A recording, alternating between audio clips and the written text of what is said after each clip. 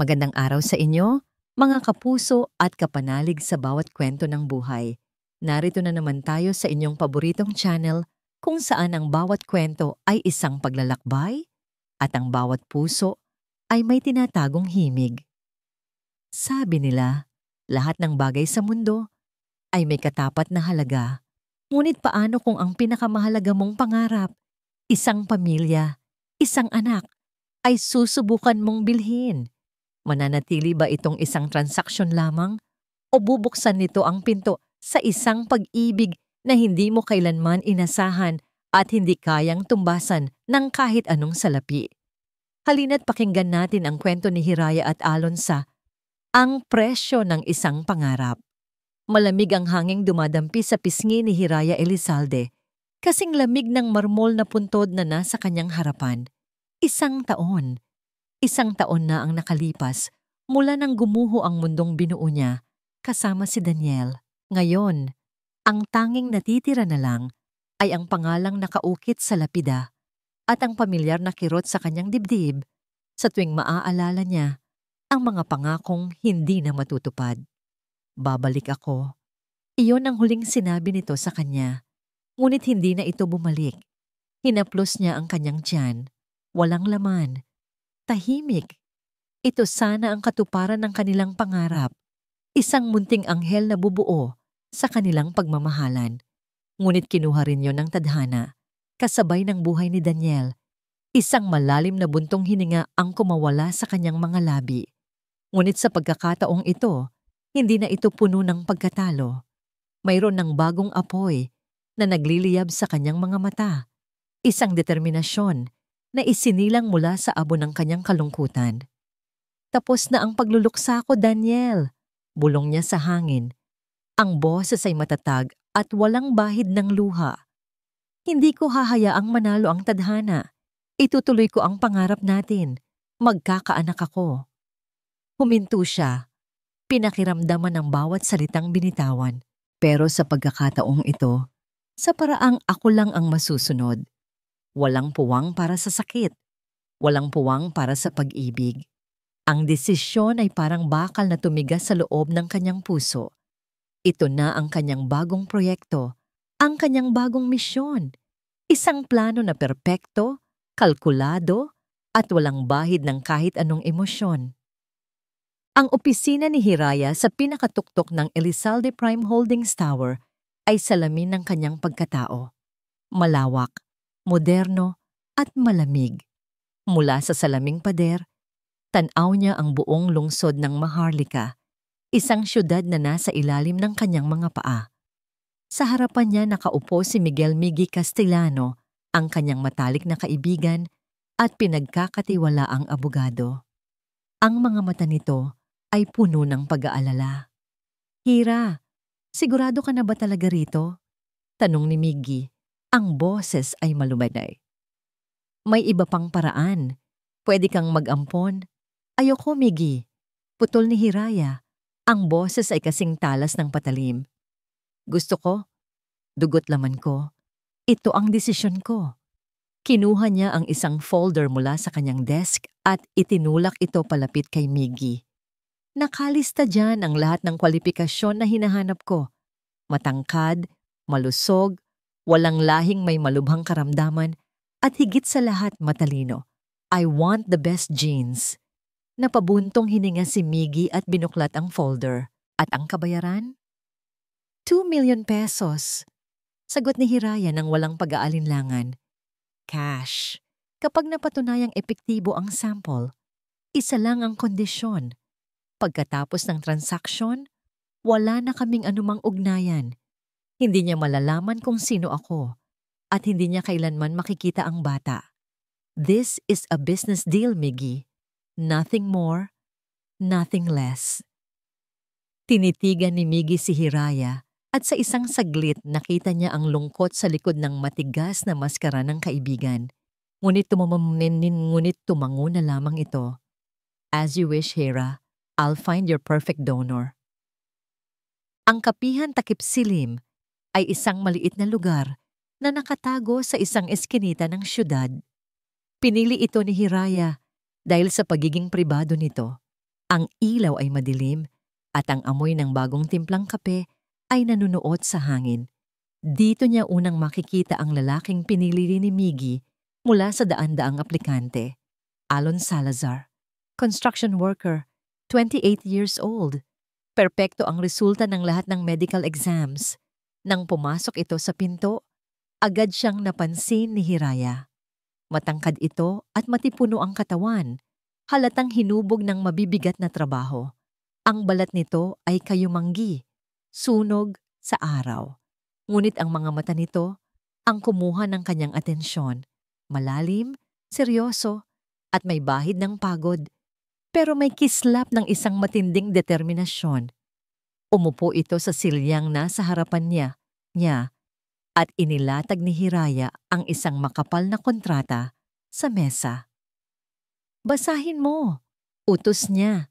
Ang boses ay formal at walang emosyon. Tinitigan lang ni Alon ang folder.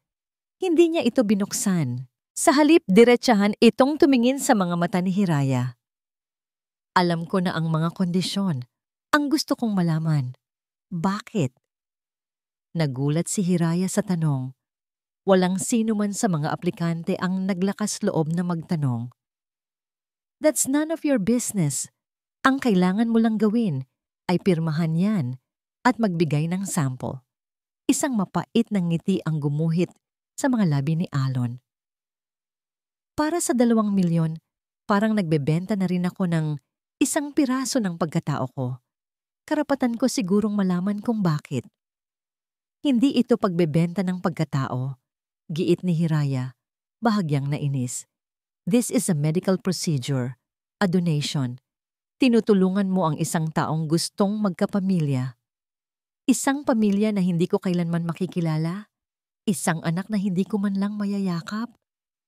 Naramdaman ni Hiraya ang sakit sa boses nito. Natahimik siya. Sa unang pagkakataon, nakita niya ito hindi bilang isang specimen, kundi bilang isang tao. Ngunit mabilis niyang iwinaksi ang pakiramdam. Hindi niya kailangan ng komplikasyon. Kung hindi mo kaya, marami pang iba na gustong pumalit sa'yo. Malamig niyang sabi. Inaayos ang kanyang gamit para tumayo. Tumingin si Alon sa kanyang mga kamay. Magaspang at may mga kalyo. Nakita ni Hiraya ang pagtatalo sa kanyang muka.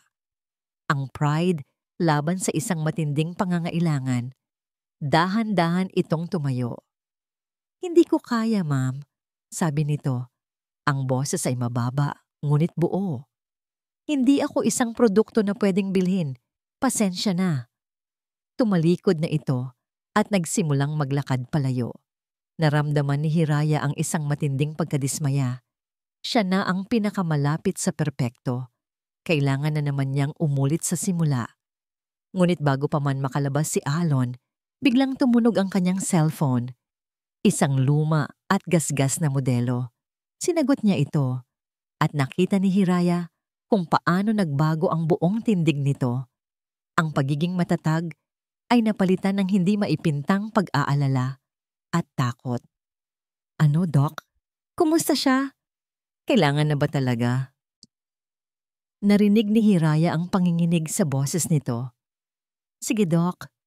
Gagawa ako ng paraan. Gagawa ako ng paraan. Ibinaba nito ang telepono at dahan-dahang humarap muli kay Hiraya.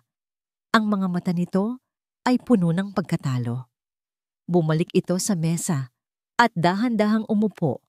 Ang mga balikat ay tila binagsakan ng langit at lupa.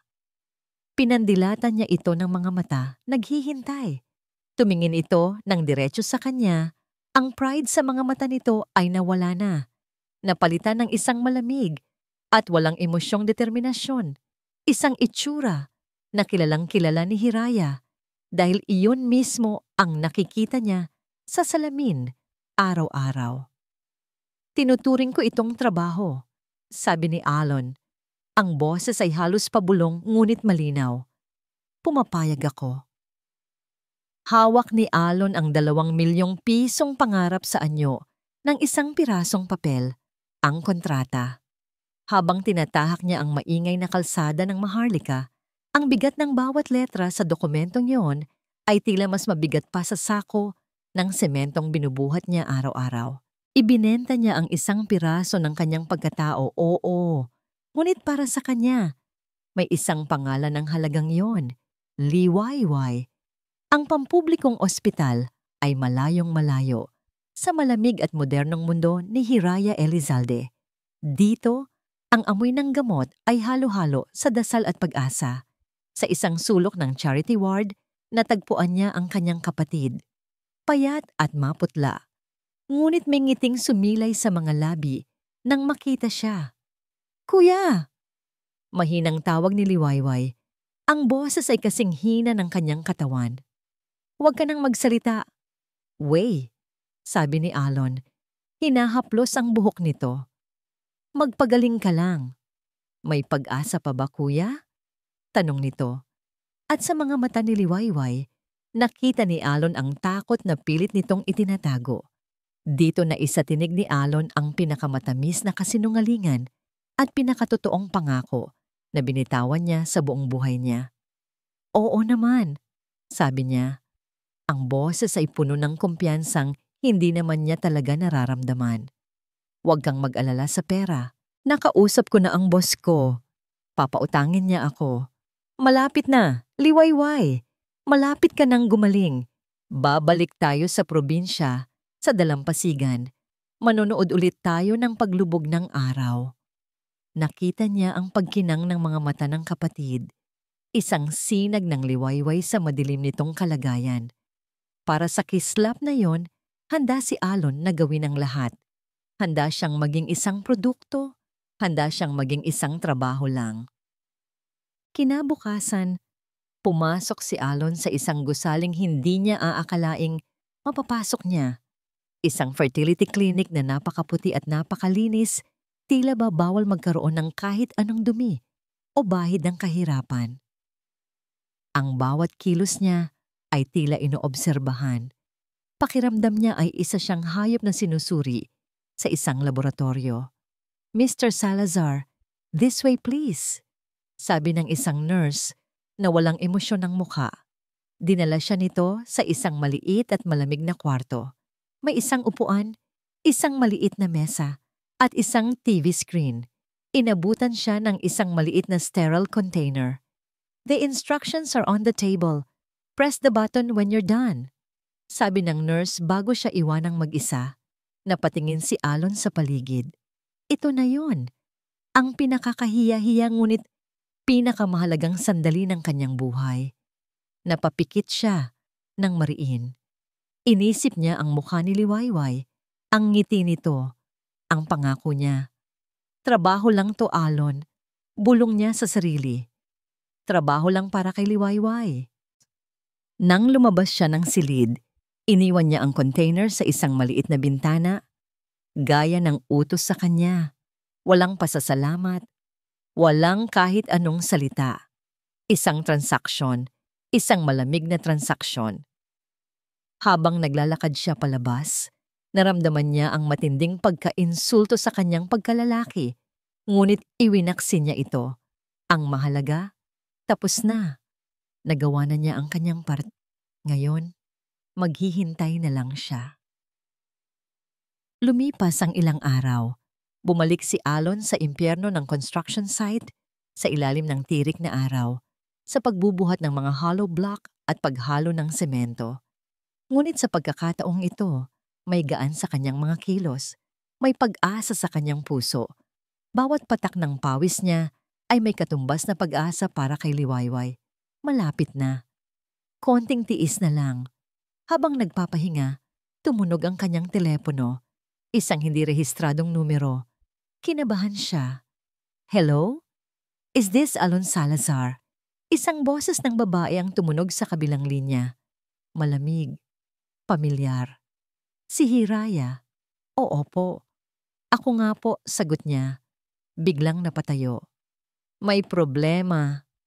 Diretsong sabi ni Hiraya. Walang paligoy-ligoy. "The sample you provided was compromised. Hindi magagamit." Parang binuhusan ng nagyayalong tubig si Alon. "Ano pong ibig niyong sabihin? Paanong nangyari yon? Ginawa ko naman po lahat ng sinabi nila. I don't know and I don't care about the details. Matigas na sagot ni Hiraya. May bahid ng inis sa boses. Ang sinasabi ng clinic, may technical issue daw. Either way, this is a failure. You failed to deliver your end of the bargain. Pak! Tila isang malakas na sampal ng bawat salita. Pagkatapos ng lahat ng kahihiyan, ng lahat ng pag-asa na binuo niya, lahat ay nawala. Pero ma'am, kailangan ko po ng pera. Ang kapatid ko. Nagsusumamong sabi ni Alon. That is not my problem, Mr. Salazar. Humanap ka ng ibang paraan. At ibinaba nito ang telepono. Nabitawan ni Alon ang kanyang cellphone. Basag, gaya ng kanyang pag-asa. Kasabay nito, pumatak ang isang butil ng ulan sa kanyang noo. Sinundan pa ng isa at isa pa. Hanggang sa bumuhos ang malakas na ulan, tila nakikidalamhati sa kanyang biglang pagguho. Ang galit at frustrasyon ay umakyat sa kanyang sentido. Hindi maari, hindi siya papayag, hindi na siya nag-isip. Sumakay siya sa kanyang luma at battered na motorsiklo at pinaharurot ito sa gitna ng umuulan. Sinusuong ang agos ng trapiko. Ang isip ay may iisang tinutungo. Si Hiraya Elisao Elizalde. Nakita niya ang magarang itim na kotse nito na papalabas sa isang high-end na gusali. Mas mabilis pa sa kidlat, hinarang niya ang daan. Napapreno ng malakas ang driver at ang tunog ng gulong sa basang kalsada ay umalingaungaw.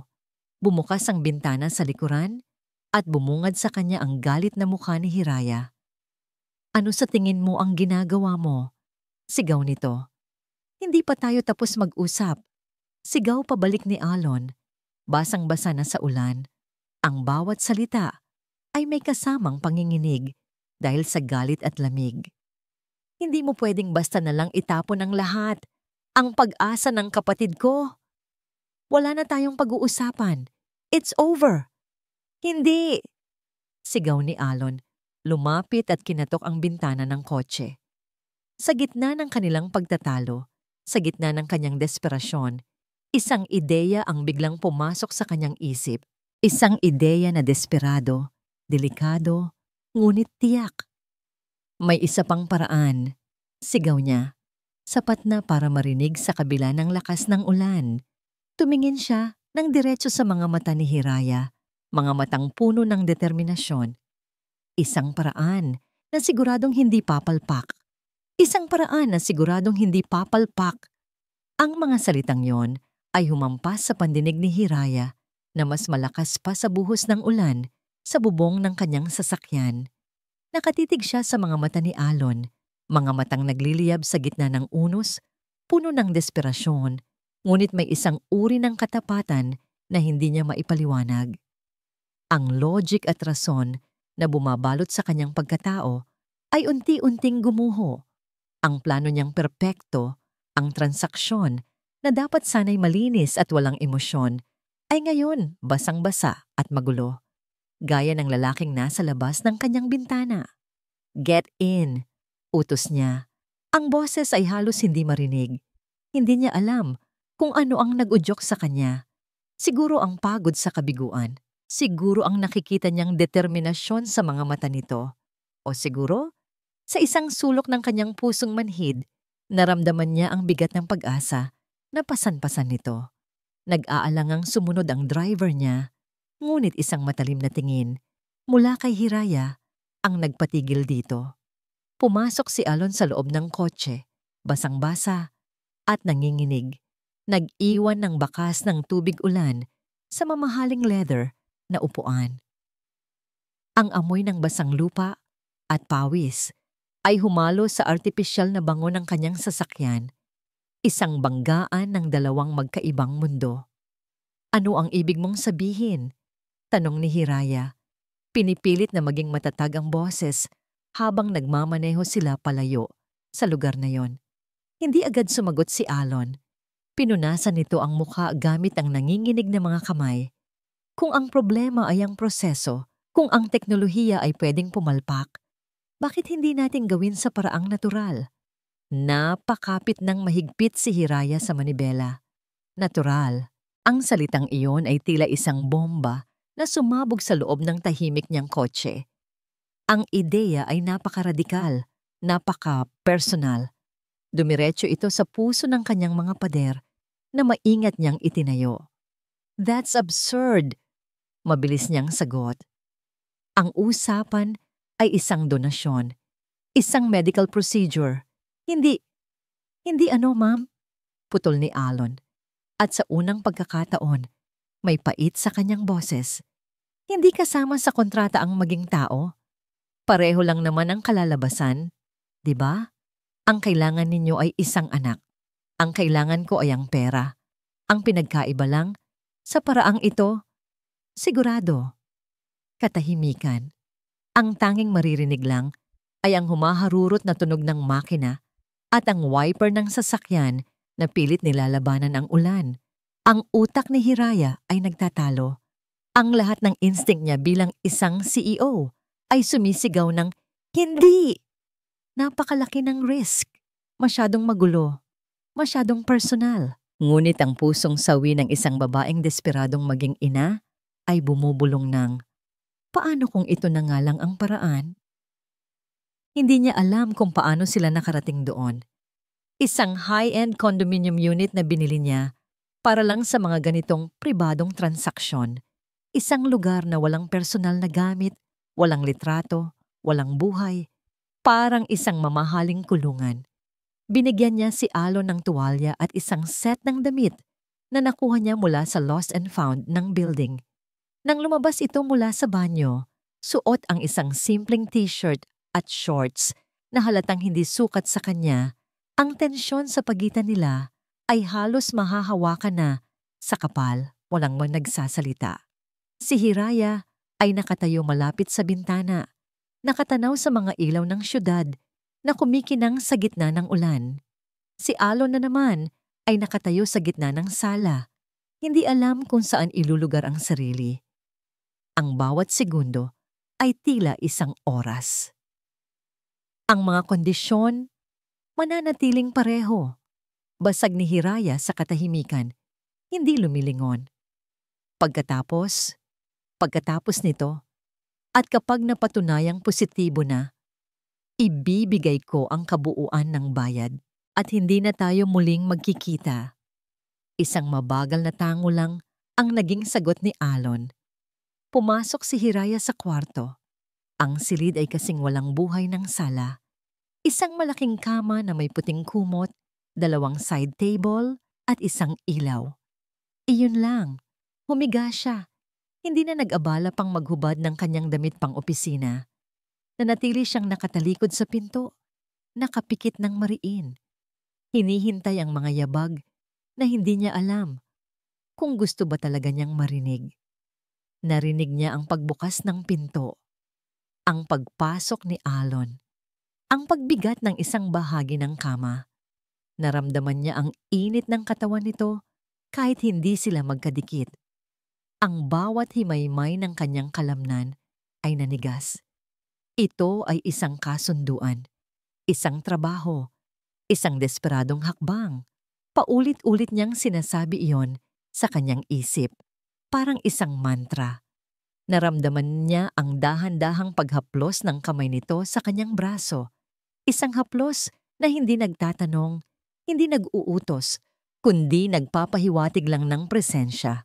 At sa ilalim ng haplos na yon, ang lahat ng kanyang depensa ay nagsimulang gumuho. Ang mga sumunod na sandali ay malabo. Isang serye ng mga kilos na mekanikal at halos walang damdamin. Walang halik. Walang mga matatamis na salita. Tanging ang tunog ng kanilang paghinga at ang patak ng ulan sa labas ang pumupuno sa silid. Sinubukan ni Hiraya na ilagay ang kanyang isip sa ibang lugar, sa isang boardroom, sa isang financial report, kahit saan. Basta huwag lang doon. Ngunit ang realidad ay masyadong malakas. Ang init, ang bigat, ang pagiging totoo ng lahat. Ito ay isang transaksyon, ngunit ang katawan ay may sariling alaala at ang puso ay may sariling kataksilan. Sa gitna ng pagiging mekanikal ng kilos, may isang sandali na nagtama ang kanilang mga mata. At sa mga mata ni Alon, wala siyang nakitang pagnanasa, kundi isang uri ng kalungkutan, isang pag-unawa. Tila ba sa sandaling iyon, nakita nito hindi ang malamig na CEO, kundi ang isang babaeng sugatan at nangungulila. Ang isang sandaling iyon ay sapat na para basagin ang natitirang kontrol ni Hiraya. Nang matapos ang lahat, ang katahimikan ay bumalik, mas mabigat at mas nakakabingi kaysa kanina. Mabilis na tumalikod si Elon, iniiwasan ang kanyang tingin at ibinalot ang kumot sa kanyang sarili. Ang distansya sa pagitan nila sa kama ay tila isang malawak na bangin. Trabaho lang. Halos pabulong na, sabi ni Alon. Ang mga salita ay tila pilit na pinapaalala, hindi lang kay Hiraya, kundi pati na rin sa kanyang sarili. Hindi sumagot si Hiraya, nanatili siyang nakatalikod, nakatitig sa dilim. Ang mga salitang yon ay dapat maging isang kaginhawaan, isang kumpirmasyon ng kanilang kasunduan. Ngunit sa halip, ang mga ito ay parang maliliit na karayom na tumusok sa kanyang puso. Sa unang pagkakataon, mula noong namatay si Daniel, sa gitna ng malamig at walang buhay na silid na ito, sa tabi ng isang lalaking estranghero na binayaran niya para sa isang pangarap, naramdaman ni Hiraya ang isang mainit na likido na dumaloy mula sa gilid ng kanyang mata, gumapang sa kanyang sentido at nabasa sa puting unan. Isang butil ng luha, isang patunay na sa kabila ng lahat ng pader, ng lahat ng kontrata, ng lahat ng pera, ang puso niya ay naroon pa rin at marunong pa ring masaktan. Naging isang rutima ang kanilang mga pagkikita. Tuwing Miyerkules at Sabado ng gabi, aakyat si Alon sa condominium unit na yon. Isang lugar na sa isip niya ay parang isang istasyon ng tren. Walang permanente, lahat ay dumadaan lang. Sa simula, ang bawat pagtatagpo ay balot pa rin ng nakabibinging katahimikan at pagkailang. Darating siya, gagawin ang trabaho, at aalis. Walang usapan, walang tinginan. Dalawang katawan na gumagalaw ayon sa isang hindi nakasulat na script, ngunit ang tao, kahit anong pilit na maging bato, ay may tendensyang maghanap ng mga bitak sa pader ng isa't isa. Isang gabi ng Sabado, dumating si Alon sa unit at natagpuan niya itong bukas. Pumasok siya at nakita niya si Hiraya, hindi sa kwarto, kundi sa maliit na mesa sa sala. Nakasandal ang ulo nito sa ibabaw ng nagkalat na mga dokumento, mahimbing na natutulog. Ang buhok nito ay bahagyang nakatabing sa kanyang mukha. Ang kilay nito ay bahagyang nakakunot. Tila ba kahit sa pagtulog ay may problema pa ring nilulutas ang kanyang isipan. Sa unang pagkakataon, nakita ni Alon si Hiraya hindi bilang ang imperyosong CEO na bumili ng kanyang serbisyo, kundi bilang isang babae. Isang babaeng pagod. Ang unang instinct ni Alon ay gisingin ito. Tapusin na ang kailangan nilang gawin para makauwi na siya. Ngunit natigilan siya. Tinitigan niya ang payapang mukha nito, ang pagtaas at pagbaba ng kanyang balikat sa bawat paghinga. May kung anong kumurot sa kanyang dibdib, isang pakiramdam na hindi niya mapangalanan. Awa? Siguro. O baka simpleng pag-unawa lang. Dahan-dahan, kinuha niya ang isang manipis na kumot na nakatiklop sa sofa. Lumapit siya, pinipigilan ang kanyang paghinga, at maingat na ipinatong iyon sa mga balikat ni Hiraya. Hindi siya gumalaw. Hindi rin niya ito ginising. Sa halip, naupo siya sa silya sa tapat nito at tahimik na naghintay, pinagmamasdan ng babaeng sa panaginip lang, tila nagpapahintulot na maging mahina. Makalipas ang halos 1 oras, nagising si Hiraya. Nagulat ito nang makita si Alon at ang kumot sa kanyang balikat. May pagtataka sa mga mata nito, ngunit walang sinabi. Tumayo ito, inayos ang sarili, at ang pader sa pagitan nila ay muling tumaas. Ngunit sa gabing iyon, kahit hindi nila aminin, may nagbago. Ang pagbabagong yon ay mas naging kapansin-pansin sa sumunod nilang pagkikita. Katatapos lang ng kanilang kasunduan, si Alon ay naghahanda nang umalis nang biglang napasigaw ng mahina si Hiraya at hinawakan ng kanyang binti. Aray! Daing nito, ang mukha ay napangiwi sa sakit. Anong nangyari? Mabilis na tanong ni Alon. Ang pag-aalala ay natural na lumabas sa kanyang boses. Wala.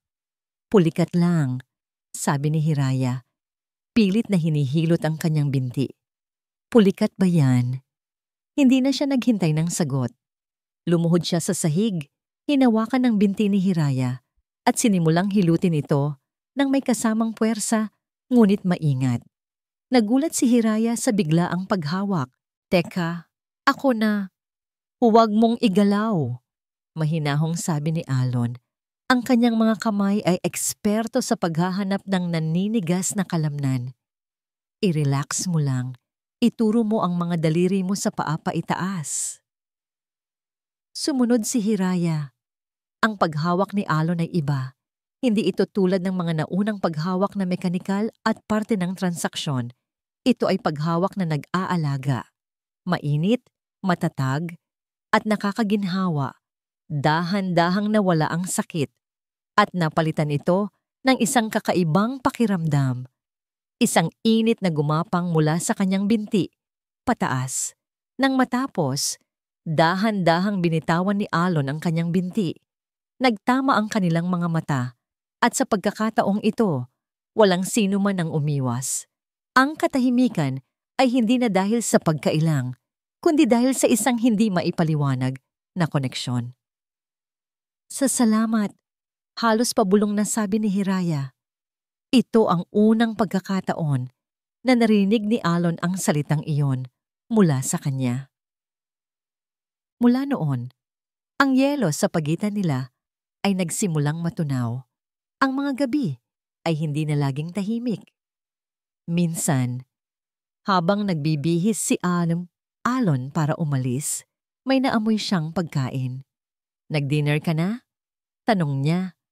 Isang simpleng tanong na tila bawal na bawal noon. Nagpa-deliver lang ako. Sagot ni Hiraya.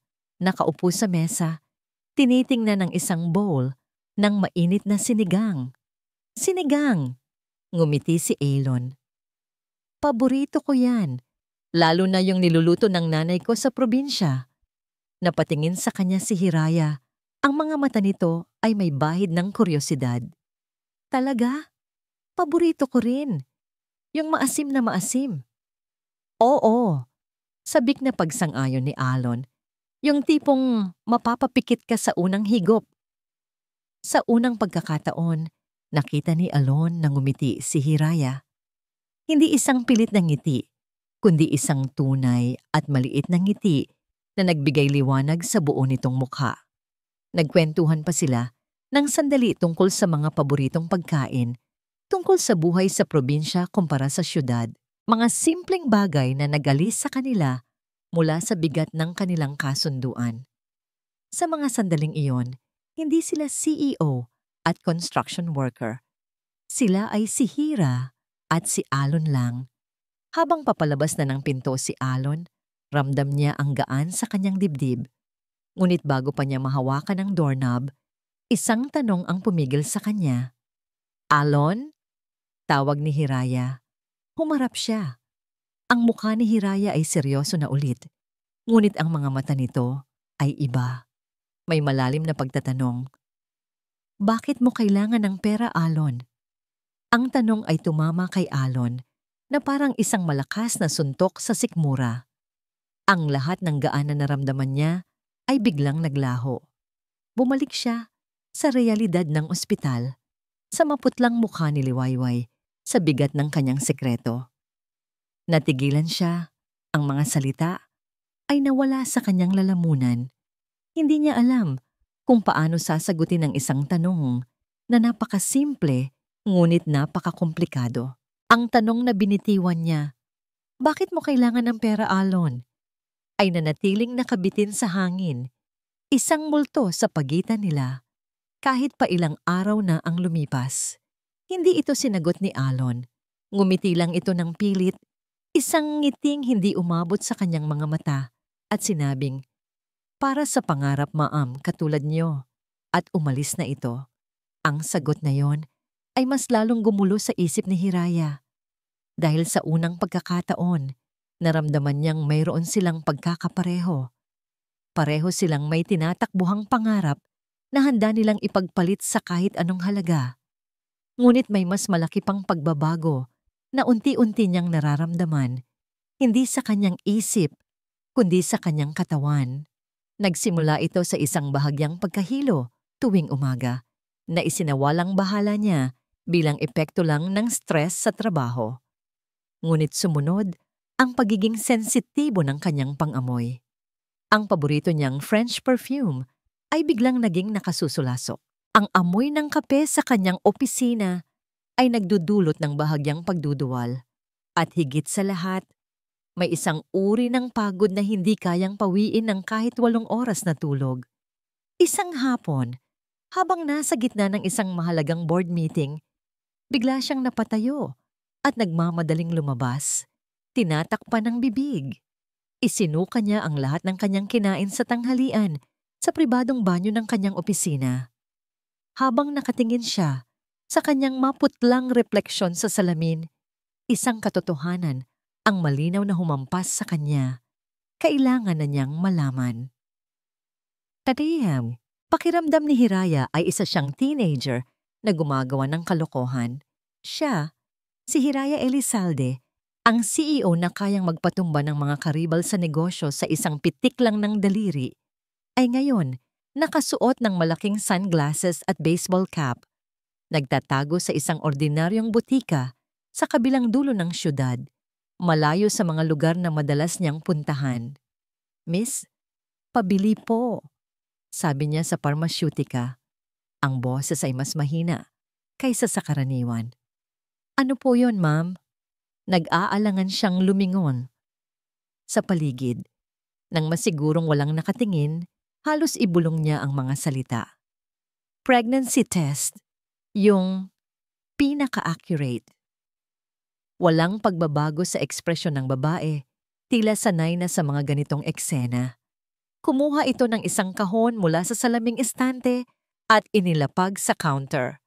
Habang kinukuha ni Hiraya ang kanyang wallet, ang mga kamay niyang sanay pumirma ng mga kontratang nagkakahalaga ng bilyon-bilyon ay bahagyang nanginginig. Inilagay niya ang kahon sa loob ng kanyang mamahaling bag na parang isang kontrabando at mabilis na lumabas. Sa kanyang penthouse, ang katahimikan ay tila mas nakakabingi. Ang bawat sulok ng malawak na espasyo ay sumisigaw ng kanyang pag-iisa. Dumiretso siya sa banyo, ang puso niya ay kumakarera na parang kabayong wala ng bukas. Inilabas niya ang kahon. Ang mga kamay niya ay nanginginig habang binubuksan ito. Binasa niya ang instructions ng 3 beses, kahit pakabisado na niya ang mga ito mula sa kanyang masusing research online. Ang lahat ng kanyang pagiging kalkulado at pagiging meticulous ay nawala. Napalitan ng isang hilaw at puro na kaba. Sumunod siya sa bawat hakbang. At pagkatapos, dumating ang pinakamahabang 3 minuto ng kanyang buhay. Inilapag niya ang maliit na puting stick sa ibabaw ng marmol na lababo at pilit na hindi ito tinitingnan. Ang isip niya ay naglalakbay. Paano kung negatibo? Uulit na naman ba sila sa simula? Ang prosesong ito na unti-unti nang sumisira sa kanyang mga pader? Paano kung positibo? Ang plano. Iyon ang dapat niyang isipin. Kapag positibo, ibibigay niya ang bayad kay Alon. Tapos na ang kasunduan. Magpapatuloy siya sa buhay niya, mag-isa, kasama ang kanyang anak. Malinis, maayos, walang komplikasyon. Ngunit bakit sa halip na ang plano ang isipin, ang mukha ni Alon ang biglang lumitaw sa kanyang isipan? Ang mga mata nitong malungkot, ang mga kamay nitong magaspang pero maalaga. Ang ngiti nitong bibihira pero totoo. Anong magiging reaksyon niya? Napailing si Hiraya? Hindi. Hindi iyon mahalaga. Hindi siya parte ng plano.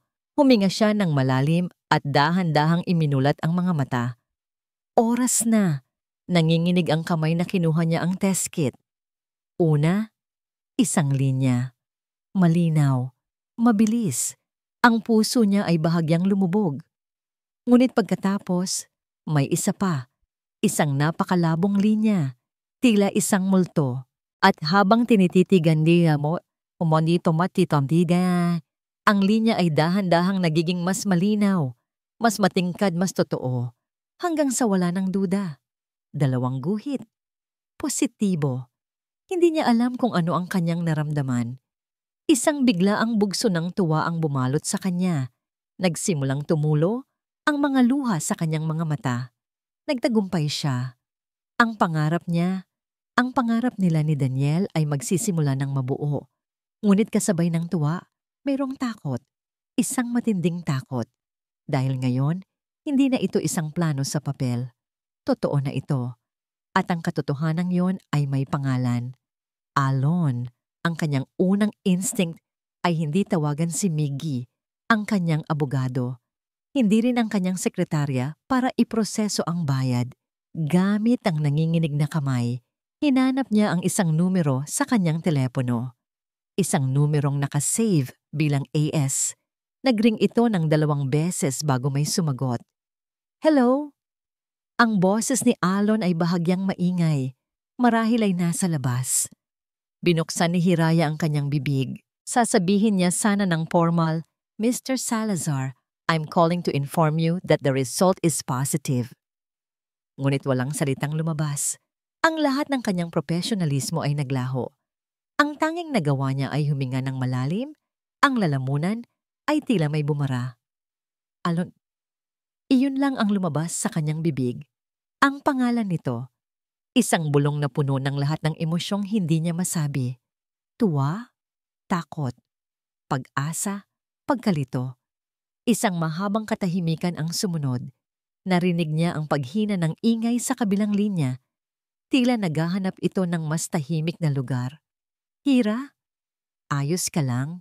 Tanong nito. Ang boses ay puno ng biglaang pag-aalala. Hindi pa rin siya makasagot. Nasaan ka? Sa unit. Pupuntahan kita. At ibinaba nito ang tawag. Nabitawan ni Hiraya ang kanyang telepono. Pupunta siya. Ang plano ay nasisira na. Ang mga pader ay gumuho na. At sa gitna ng mga guhong yon, natagpuan niya ang sarili na hindi natatakot, kundi naghihintay. Wala pang kalahating oras, narinig niya ang sunod-sunod na katok sa pinto. Binuksan niya ito at bumungad sa kanya ang hingal na hingal at nag-aalalang mukha ni Alon. Anong nangyari? Bakit? Natigil ito sa pagsasalita nang makita ang itsura ni Hiraya. At pagkatapos, ang mga mata nito ay napadako sa mesa sa likuran niya. Sa ibabaw nito, nakapatong ang maliit na puting bagay na nagpabago sa lahat. Ang pregnancy test. Dahan-dahan itong lumapit. Kinuha ang test kit. Tinitigan ang 2 pulang guhit.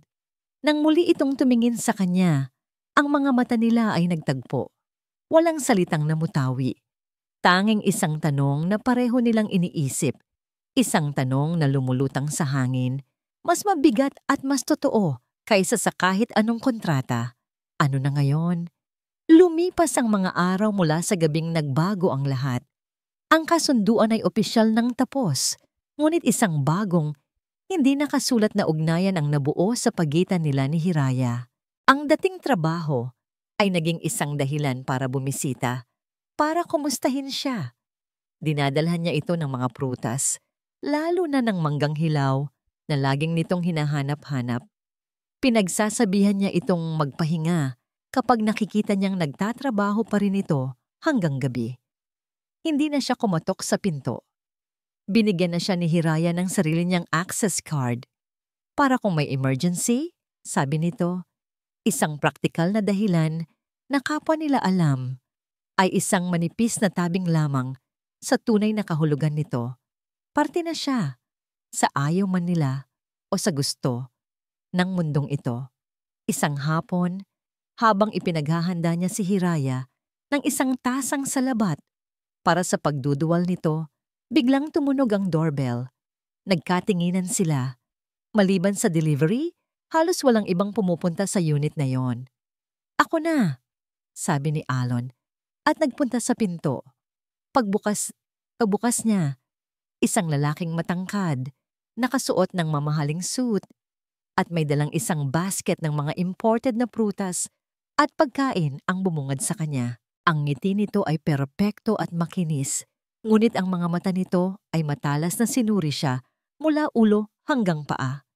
"Hira, I brought you some." Natigilan ang lalaki nang makita siya. "Oh, may bisita ka pala." "Miggy!" Narinig ni Alon ang boses ni Hiraya mula sa likuran niya. Lumapit ito, may bahagyang pagkagulat sa muka. "Anong ginagawa mo rito?" "Came to check on my favorite client and best friend, of course," sabi ni Miggy. Ang tingin ay pabalik-balik sa kanilang dalawa ni Hiraya. Pumasok ito sa loob. Ang mamahaling pabango ay tila gustong tabunan ang simpleng amoy ng luya sa hangin. "Miggy, si Alon Salazar," pakilala ni Hiraya. "Alon, si Miggy Castellano ang abogado at matalik kong kaibigan." "Sir," magalang na bati ni Alon, inilahad ang kamay. Tinanggap iyon ni Miggy, ngunit ang pagkakamay ay mabilis at malamig. "Ah yes, Mr. Salazar," sabi nito, may diin sa bawat salita. "The donor?" Ang salitang iyon ay tumama kay Alon na parang isang sampal, isang paalala ng kanyang lugar, isang paglalagay sa kanya sa isang kahon na pilit na niyang tinatakasan.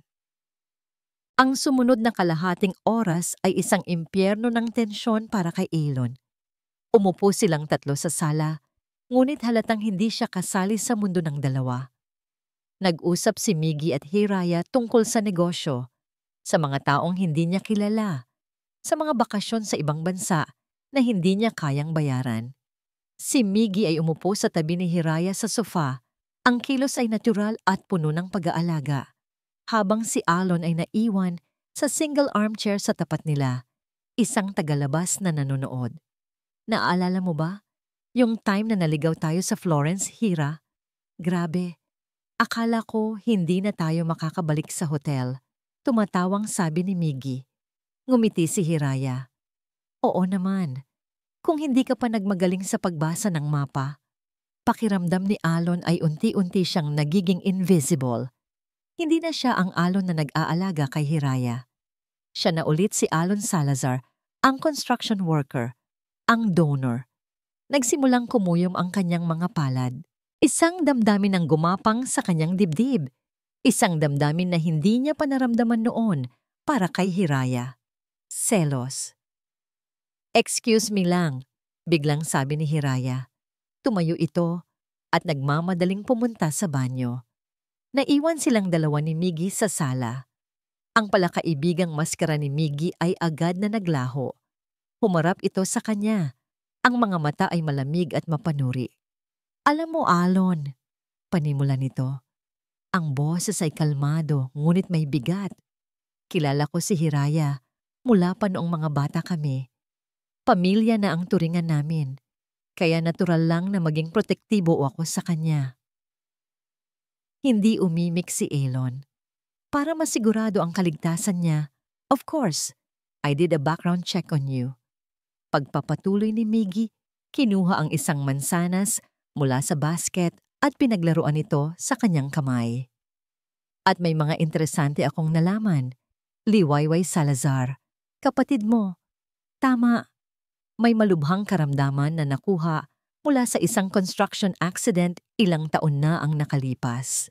Nanigas si Alon sa kanyang kinauupuan. Paano niya nalaman? At ang pinaka-interesante sa lahat, sabi ni Miggy, humilig palapit. Ang boses ay naging isang mapanganib na bulong. Ang kumpanyang may-ari ng construction site na yon ay ang Ricarte Builders, ang pinakamalaking karibal ngayon ng Elizalde Prime Holdings. Ang galing ng pagkakataon, di ba? Parang binuhusan ng yelo ang buong katawan ni Alon. Nakita niya kung saan patungo ang lahat ng ito. Ang mga salita ni Miggy ay tila mga lubid na pumupulupot sa kanyang leeg. Isang friendly advice lang, Alon. Sabi ni Miggy, ibinalik ang namaang ngiti sa kanyang labi, ngunit hindi sa kanyang mga mata. Know your place. Binayaran ka para sa isang serbisyo. Tapos na ang serbisyo. Anumang lalabis pariyagan. Baka magmukhang kahina-hinala. Baka isipin ng iba, lalo na ng pamilya ni Hiraya, na may iba kang pakay. Bumalik si Hiraya mula sa banyo. Mukhang mas maginhawa na ang pakiramdam. Ang nangiti ni Miggy ay lalong lumawak at naging totoo. Ngunit si Alon ay hindi na makahinga. Pakiramdam niya ay nasukol siya. Kailangan ko na palang umalis, sabi ni Alon. Biglang tumayo. May importante pa akong gagawin. Ganun ba? Sabi ni Hiraya. May pagtataka. Sige, mag-ingat ka. Hindi na lumingon si Alon. Nagmamadali siyang lumabas ng unit. Dala-dala ang bigat ng mga salita ni Miggy. Isang lason na nagsimulang kumalat sa kanyang isipan. Paano kung maniwala si Hiraya sa kanya? Paano kung isipin nitong ginagamit niya lang ito? Sa loob ng kondominium, habang tinitingnan ni Miggy ang papasarang pinto, lumapit siya kay Hiraya at hinawakan ng kamay nito. Ang kanyang mukha ay puno ng sinserong pag-aalala. Hira, sabi niya sa malumanay na boses, hindi ako nakikialam. Pero, mag-ingat ka sa kanya. Hindi mo alam kung ano ang tunay niyang pakay. Ang mga salita ni Miggy ay nag-iwan ng lason sa isipan ni Hiraya. Isang lason na pilit niyang nilalabanan. Pinili niyang huwag maniwala. Pinili niyang pagkatiwalaan ng Alon na nakilala niya sa loob ng 4 na sulok ng condominium unit. Ang Alon na nag-aalaga. Ang Alon na nakikinig. Ngunit ang anino ng pagdududa ay naroon. Gaano man kaliit. Sa loob ng ilang linggo, sinubukan niyang isantabi ang lahat ng iyon. Ang atensyon niya ay na kay Alon at sa munting buhay na sabay nilang binubuo. Naging normal na para sa kanya ang pagdating ni Alon, ang amoy ng salabat na inihahanda nito, ang presensya nito na nagbibigay ng kakaibang kapayapaan sa kanyang magulong mundo. Sa kauna-unahang pagkakataon, ang kanyang penthouse ay nagsimulang magkaroon ng pakiramdam ng isang tahanan. Ngunit ang bawat kaharian ay may hari. At ang kaharian ni Hiraya ay matagal nang pinamumunuan ng isang bakal na kamay.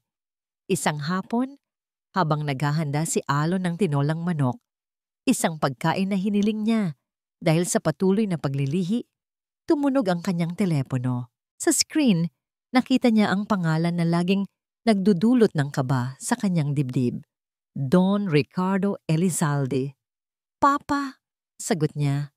Pilit na pinapanatiling kalmado ang boses. Hiraya, I'm back. I expect you for dinner tonight. At the mansion. Ang boses sa kabilang linya ay malamig, walang emosyon, at higit sa lahat, isang utos, hindi isang imbitasyon. And bring your Samba guest. I heard you've been entertaining someone. It's time I meet him. Parang may humigpit na bakal sa sikmura ni Hiraya. Alam na niya. Paano? Hindi mahalaga. Ang kanyang ama ay may mga mata at tainga sa lahat ng dako. Papa, tonight, Hiraya. 8 o'clock sharp. At ibinaba na nito ang tawag. Napatitig siya sa kawalan. Ang amoy ng luya at papaya mula sa kusina ay biglang naging nakasusulasok. Sino yon? Tanong ni Alon mula sa likuran niya. Humarap siya. Pilit nang ngumiti. Ang papa. Umuwi na siya galing business trip. At gusto kanyang makilala. Nakita niya ang pagbabago sa mukha ni Alon. Ang simpleng saya ay napalitan ng kaba. Ngunit tumango ito. Sige, kung yan ang gusto mo. Hindi ito ang gusto ni Hiraya. Ang totoo, ito ang pinaka-kinatatakutan niya. Ang mansyon ng mga Elizalde ay parang isang palasyo. Malamig, napakalaki, at nakakabingi ang katahimikan. Ang bawat hakbang nila ni Alon sa makintab na sahig na gawa sa marmol ay umalingaw-ngaw. Pagpasok nila sa dining hall, naroon na ang kanyang ama, si Don Ricardo, nakaupo sa kabisera ng isang lamesang kayang magpakain ng 30 tao. Nakatayo ito para salubungin sila, ngunit ang nangiti nito ay hindi umabot sa kanyang mga mata. Matikas ito sa kanyang mamahaling suit. Ang buhok ay pulidong nakasidlak at ang mga mata ay kasing talas ng agila habang sinusuri si Alon mula ulo hanggang paa. "So this is the man?" sabi ni Don Ricardo. Ang boses ay kalmado, ngunit may pahiwatig ng pangungutya. "Papa, si Alon Salazar." "Alon? Ang papa ko, si Ricardo Elizalde." Pilit na sabi ni Hiraya. Nag-abot ng kamay si Alon. "Good evening po, sir." Tinitigan lang ni Don Ricardo ang kamay ni Alon bago ito tinanggap ng saglit. "Have a seat." Ang hapunan ay ang pinakamahabang hapunan sa buhay ni Hiraya. Ang bawat tunog ng kubyerto sa plato ay parang isang putok ng baril sa katahimikan. Si Don Ricardo ang bumasag nito sa pamamagitan ng isang serye ng mga tanong na nakatutok kay Alon. "Ano ang trabaho mo, iho?" "Construction worker po." Simpleng sagot ni Alon. Isang marangal na trabaho," sabi ni Don Ricardo, ngunit ang tono nito ay kabaliktaran. "Magkano ang kinikita ng isang construction worker sa mga panahong ito?" Bawat tanong ay parang isang sampal kay Hiraya. Nakikita niya ang pagpipigil sa mukha ni Alon, ang pagtiim ng kanyang bagang, ngunit nanatili itong magalang. "Sapat lang po para mabuhay." "Sapat para mabuhay," ulit ni Don Ricardo, na tila ninamnam ang mga salita. "Pero ngayon, nakikipaghapunan ka sa mansyon ng mga Elizalde. Malaki ang inangat mo, hindi ba?" "Papa, tama na." Hindi na nakatiis si Hiraya, ngunit hindi siya pinansin nito. Ang mga mata ng kanyang ama ay nakapako kay Alon. "Sabihin mo sa akin, Mr. Salazar, ano ang tunay na pakay mo sa anak ko?" Huminga ng malalim si Alon. Tumingin ito kay Hiraya saglit at pagkatapos ay diretso sa mga mata ni Don Ricardo. "Nandito po ako para alagaan si Hiraya." Isang malakas na tawa ang kumawala mula kay Don Ricardo. Isang tawang walang saya, puno ng pangiinsulto. Tumayo ito. Mula sa kanyang bulsa, kinuha nito ang isang silver money clip na puno ng mga tig-1,000 piso. Kumuha ito ng isang makapal na wad at sa isang kilos na hindi malilimutan ni Hiraya, ibinato niya ito sa mukha ni Alon. Nagkalat ang mga pera sa sahig at sa ibabaw ng mesa. "Pag-aalaga?" Dumagundong ang boses ni Don Ricardo sa buong silid. "Lahat kayo pare-pareho lang. May presyo ang lahat. Ito ba ang gusto mo? Magkano ka? Sabihin mo. Dahil sa mata ko, isa ka lang basura. Isang basura na sinusubukang kumapit sa pamilya ko." Nanigas si Hiraya sa kanyang upuan. Ang kahihiyan at galit ay nag-uumapaw sa kanyang dibdib. Si Alon ay hindi gumalaw. Hindi nito pinulot ang pera. Nakatitig lang ito kay Don Ricardo. Ang mga mata ay nag-aapoy sa galit na pilit kinokontrol. At sa sandaling iyon, ang takot ni Hiraya sa kanyang ama ay nawala. Napalitan ito ng isang matinding galit. Tumayo siya. Ang mga kamay ay nanginginig. "Tama na, Papa." Sigaw niya. Ang boses ay basag at puno ng sakit. Sa unang pagkakataon sa buhay niya, sinagot niya ang kanyang ama. "Hindi mo siya kilala. Hindi mo alam ang pinagdaanan namin. Mas mabuti pa siyang tao kumpara sa maraming mayayamang kilala mo." Ang mukha ni Don Ricardo ay naging kulay pula sa galit. Hindi ito makapaniwala sa kanyang narinig. Ang sarili niyang anak, ipinagtatanggol ang isang hamak na construction worker laban sa kanya. "Pinagtatanggol mo ang basurang yan?" "Hindi siya basura," giit ni Hiraya. Hinawakan ng kamay ni Alon at hinila ito patayo. "Aalis na kami." Ngunit bago pa sila makatalikod, Isang boses na parang kulog ang pumigil sa kanila. Hanggat ako ang buhay, deklara ni Don Ricardo. Ang bawat salita ay may bigat ng isang hatol. Hindi magkakaroon ng dugong basura sa pamilyang ito. Ang mga salita ni Don Ricardo, hindi magkakaroon ng dugong basura sa pamilyang ito, ay umalingaw sa isipan ni Alon na parang isang walang katapusang sumpa. Sa mga sumunod na araw, ang mga salitang iyon ay naging pader sa pagitan nila ni Hiraya. Isang pader na hindi niya kayang wasakin. Sinubukan niyang bumalik sa dati. Sinubukan niyang maging ang Alon na nag-aalaga, na naghahanda ng salabat, na tahimik na nakaupo sa tabi nito habang nagtatrabaho ito. Ngunit sa tuwing titingnan niya si Hiraya, nakikita niya ang mukha ng kanyang ama. Sa tuwing hahawakan niya ito, nararamdaman niya ang pagiging marumi ng kanyang mga kamay na may kalyo, hindi karapat-dapat sa makinis nitong balat. Kaya unti-unti, lumayo siya. Hindi na niya sinasagot ang lahat ng tawag nito. Ang mga text message na puno ng pag-aalala at pagtatanong. Alon, may problema ba? May nagawa ba akong mali? Ay binabasa niya lang habang dinudurog ang kanyang puso. Ngunit hindi niya nire-replyan. Ang condominium unit na naging kanlungan niya ay naging isang lugar na iniiwasan niya.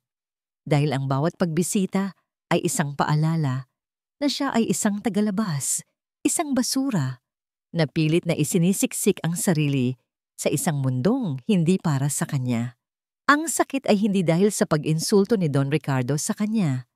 Ang sakit ay dahil sa katotohanang baka tama ito. Paano niya bubuhayin ang isang anak ni Hiraya Elizalde? Sa sahod niya bilang construction worker, paano niya ipagtatanggol ang mag-ina sa isang mundong puno ng mga buwitreng tulad ng ama nito? Ang pag-ibig na nagsisimulang mamukadkad sa kanyang dibdib ay ngayon nalalanta sa ilalim ng anino ng katotohanan. Isang gabi, habang nag-iisa siya sa kanyang maliit na inuupahang kwarto, at tinititigan ang litrato ni Liwayway. Isang hindi pamilyar na numero ang tumawag sa kanya. Si Mr. Alon Salazar ba ito? Isang professional at malamig na boses ang narinig niya. Ako nga, sino to?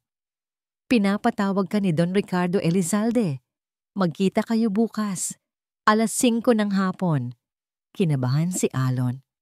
Para saan? Hindi ako binigyan ng detalye. Ite-text ko sa iyo ang address. Siguraduhin mong darating ka. Importante ito. At ibinaba na ng lalaki ang tawag.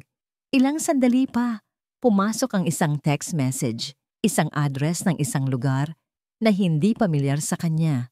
Isang lugar sa industrial district ng Maharlika, malayo sa mga nagniningning na gusali ng mga Elizalde. Kinabukasan, kahit may pag-aalinlangan, pinuntahan ni Alon ang lugar. Isa itong abandonadong construction site. Ang mga kalansay ng hindi natapos na gusali ay tila mga buto ng isang dambuhalang hayop. Sa gitna ng lahat, sa tabi ng isang itim at makintab na kotse, nakatayo si Don Ricardo, kalmado at tila hari ng kanyang bakal na kaharian. Mabuti naman at dumating ka, sabi nito.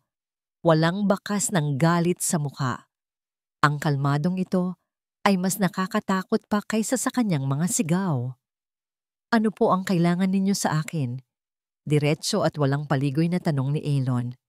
Naglakad si Don Ricardo, ang kanyang mamahaling sapatos, nakatad ay lumilikha ng tunog sa magaspang na semento. Alam mo, Salazar, naniniwala ako sa kasabihang, keep your friends close and your enemies closer. At dahil pareho tayong may interes sa anak ko, minabuti kong kilalanin ka pa ng mas mabuti. May inabot itong isang brown envelope kay Alon. Buksan mo. Nanginginig ang mga kamay na binuksan ni Alon ang envelope. Sa loob, naroon ang mga litrato. Litrato ni Liwayway sa ospital. Ang medical records nito, kumpleto sa detalye ng kanyang sakit. At sa pinakailalim, mga dokumento tungkol sa Ricarte Builders at ang kaso ng aksidente na matagal nang ibinaon sa limot. Nanlamig ang buong katawan ni Alon. Paano? May pera ako, Salazar. At sa mundong ito, ang pera ay kapangyarihan. Kapangyarihan para alamin ang lahat, sabi ni Don Ricardo. Alam kong sinusubukan mong buhayin ang kaso laban sa Ricarte Builders. Isang napakagandang laban. Ngunit mahirap, magastos, at hindi garantisado. Humarap ito kay Alon. Ang mga mata ay malamig na parang yelo. Pero heto ang isang mas magandang alok. Kaya kong ilubog ang Ricarte Builders sa isang iglap lang. Kaya kong pilitin silang bayaran ang lahat ng danyos sa kapatid mo. O, huminto ito. Hinayaang mabitin sa hangin ang kanyang mga salita. Kaya ko ring bilhin ang Ricarte Builders at siguraduhin kahit isang kusing ay walang makukuha ang kapatid mo na ang kaso ninyo ay mananatiling isang pangarap lang. Ito na, ang tunay na laban. Hindi na ito tungkol sa pera o pang-iinsulto. Buhay na niliwayway ang nakataya. Ano ang gusto ninyo? Tanong ni Alon. Ang boses ay tuyo at basag. Ngumiti si Don Ricardo. Isang ngiting tagumpay. Simple lang. Lumayo ka kay Hiraya. Lumayo ka sa magiging anak ninyo. Maglaho ka na parang bula. May inilabas itong isang checkbook at isang pluma. Bibigyan kita ng 10 milyong piso at ako na ang sasagot sa lahat. Lahat ng gastusin sa pagpapagamot ni Liwayway kahit saang ospital pa sa mundo. Isang tseke, isang pirma, at ang lahat ng problema mo ay tapos na. 10 milyon. Panggamot para kay Liwayway. Isang buhay na malayo sa kahirapan. Ang katuparan ng lahat ng pinaghihirapan niya. Ang kapalit, ang kanyang puso. Ang kanyang kaligayahan. Si Hiraya at ang kanilang anak. Napatingin si Alon sa langit. Nagsisimula ng dumilim. Ang kanyang mundo ay gumuho na rin. Nakita niya ang kanyang sarili sa isang sangandaan na wawalang tamang daan. Anumang piliin niya, mayroon siyang iiwanan, mayroon siyang masasaktan. Ngunit sa huli, ang mukha ni Liwayway ang nanaig sa kanyang isipan. Ang kapatid niyang nag-iisa at umaasa na lang sa kanya. Huminga siya ng malalim. Isang hininga ng pagsuko. Pumapayag po ako. Isinulat ni Don Ricardo ang tseke at iniabot ito sa kanya. Habang dahan-dahang inaabot ni Alon ang piraso ng papel na yon, ang katibayan ng kanyang pagkatalo, ang presyo ng kaluluwa niya. Hindi niya alam na sa di kalayuan, sa loob ng isang kotse, may isang babaeng nakatanaw. Si Hiraya. Dinala siya doon ng isang nag-aalalang tawag mula kay Miggy. Dinala siya doon ng pag-asang baka sakaling mali ang kanyang hinala. Ngunit ang nakita niya ay sapat na para durugin ang lahat ng natitirang pag-asa sa kanyang puso. Hindi niya narinig ang usapan. Hindi niya alam ang tungkol sa banta. Ang tanging nakita niya ay ang eksenang kinatatakutan ng bawat taong nagmamahal. Ang lalaking pinagkakatiwalaan niya, tinatanggap ang pera mula sa lalaking pinakakinamumuhuyan niya. Ang huling sinabi ng kanyang ama ay umalingaw-ngaw sa kanyang isipan. Lahat kayo pare-pareho lang. May presyo ang lahat. At sa sandaling iyon, naniwala siya. Ang mundo ni Hiraya ay gumuho sa isang iglap. Ang imahe ni Alon na tinatanggap ang tseke mula sa kanyang ama ay paulit-ulit na umikot sa kanyang isipan. Isang pelikulang sira na walang katapusan. Ang bawat detalye ay parang kutsilyong humihiwa sa kanyang puso. Ang pagsulat ng kanyang ama sa tseke, ang pag-abot nito, at ang pinakamasakit sa lahat, ang pagtanggap ni Alon sa piraso ng papel na yon, ang simbolo ng kanyang pagtataksil. Tanga ka, Hiraya. Tanga ka. Ang mga salitang yon ay naging isang dasal ng pagkamuhi sa kanyang sarili. Naniwala siya. Hinayaan niyang buksan ang kanyang puso. Kahit isang maliit na siwang lang, at ito ang napala niya. Ang mga babala ni Miggy ang masasakit na salita ng kanyang ama. Lahat ay totoo pala. Isa lang siyang tangang babae na nagkamaling isipin na mayroong pag-ibig sa gitna ng isang transaksyon. Hindi niya alam kung paano siya nakauwi sa condominium unit. Ang biyahe ay malabo, isang montage ng mga ilaw ng syudad na lumalabo dahil sa mga luhang hindi niya pinapakawalan. Pagpasok niya sa unit, ang lugar na nagsimula ng maging tahanan ay biglang naging isang malamig na mausoleo, isang monumento ng kanyang katangahan. Nakatayo siya sa gitna ng sala, yakap-yakap ang sarili. Nakita niya ang isang pares ng tsinelas ni Alon sa gilid. Ang librong binabasa nito na naiwan sa ibabaw ng mesa.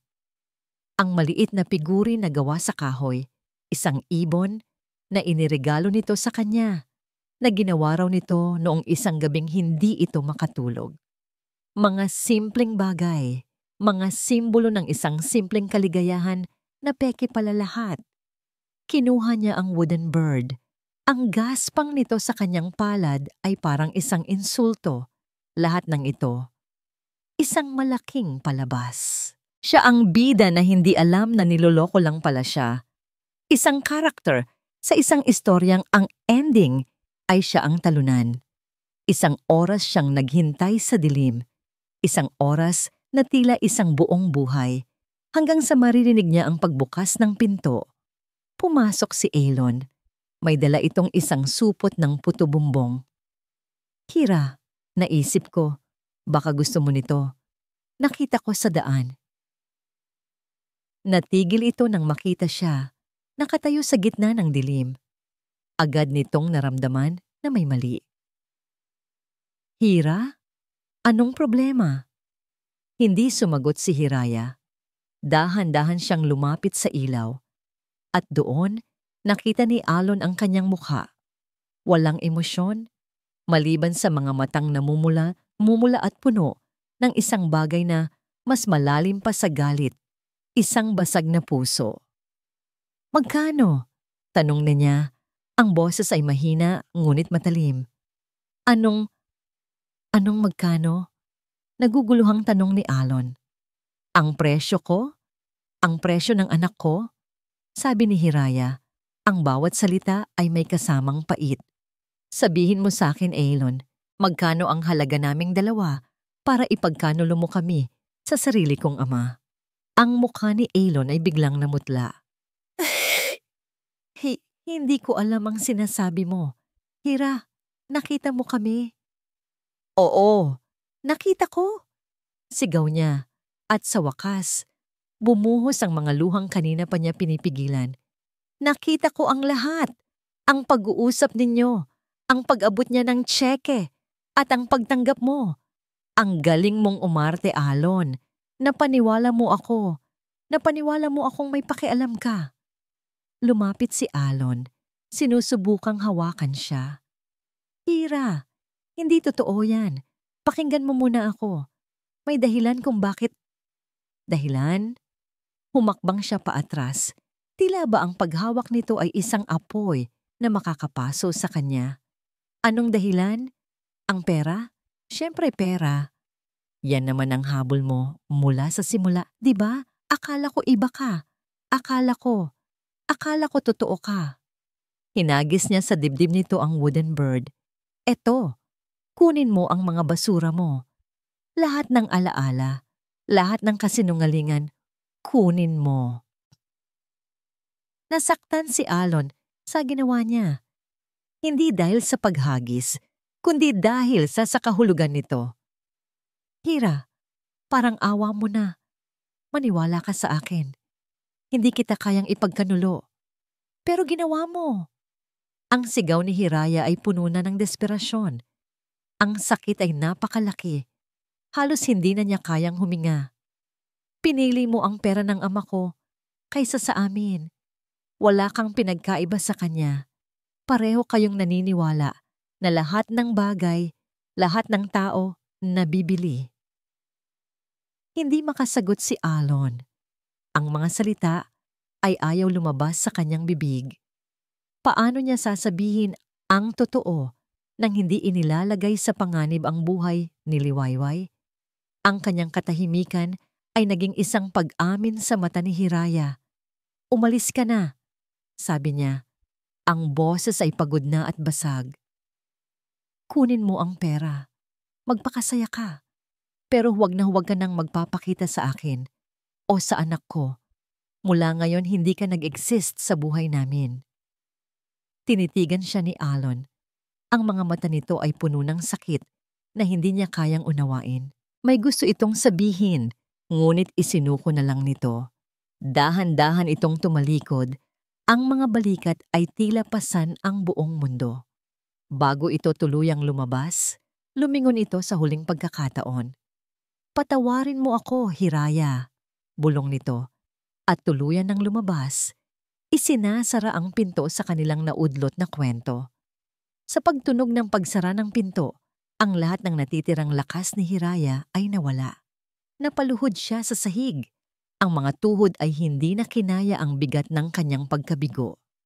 Doon, sa gitna ng dilim, sa sahig ng lugar na minsan niyang tinawag na simula ng pag-asa, humagulgol siya.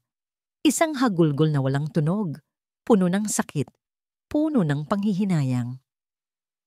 Hinawakan niya ang kanyang tiyan, ang tanging natitirang koneksyon niya kay Alon, ang tanging buhay na alaala ng kanilang kasinungalingan. "Patawad, anak. Patawad."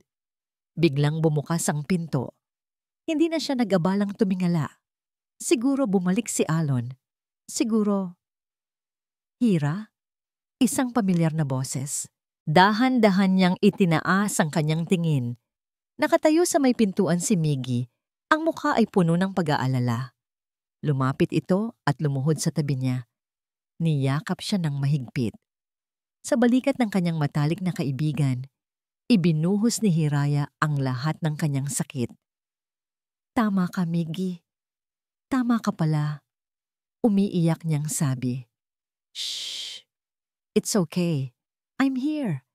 Alon nito sa kanya.